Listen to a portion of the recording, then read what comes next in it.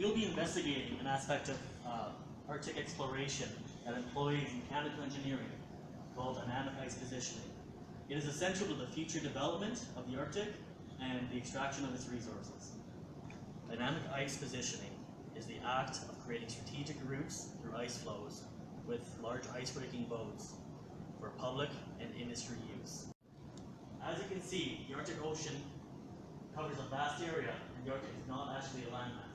The Arctic Ocean is the most shallow ocean in the world, which makes drilling down to the bottom very easy because the oil is very close to the surface. But this does not come without problems. One of the main challenges faced by drilling for oil in the Arctic is the massive ice flows that can extend for kilometers and kilometers. Their speed of 0.6 meters per second may not seem to be very large, but with a mass as substantial as this, you can have forces in excess of 10,000 tons. 10,000 tons moving towards you is enough to destroy anything in its way.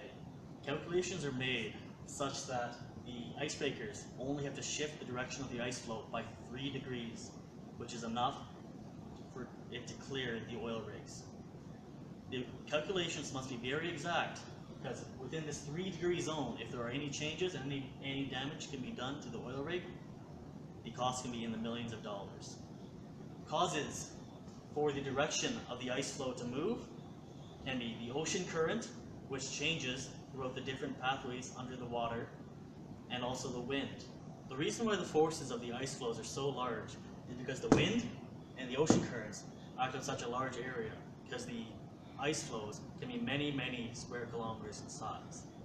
And as we know, the force is directly proportionate to the area that the pressure of the wind in the ocean act on. And having a very large area, being many square kilometers, you'll have a very large force. It is important to always be employing the dynamic ice positioning process, or else you'll be caught in a situation where ice gets too close to the rig and will cause potential damage. Often companies will employ up to 3 icebreakers at a time to be constantly working to make sure that the area around the rig is clear. The processes used to deflect and break the ice are too complex for computers to autopilot. There must be captains aboard the ships with lots of experience to make sure that the rig will be kept safe. The principles of mechanical engineering must be utilized by the industry to increase the efficiency of the process as well as the boats. Canada specifically will soon be in the market for many new icebreakers. For example, Japan, which does not have any ice around it, has 6 icebreakers. Canada, which is surrounded by ice and has very large use for such a boat, only has 7 icebreakers.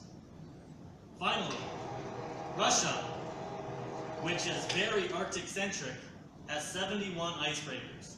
Even though Canada's fleet is very small, our boats are considered very unreliable. Russia, on the other hand, has a very large fleet, though many of the boats are archaic, and the ones that are reliable are powered by nuclear power.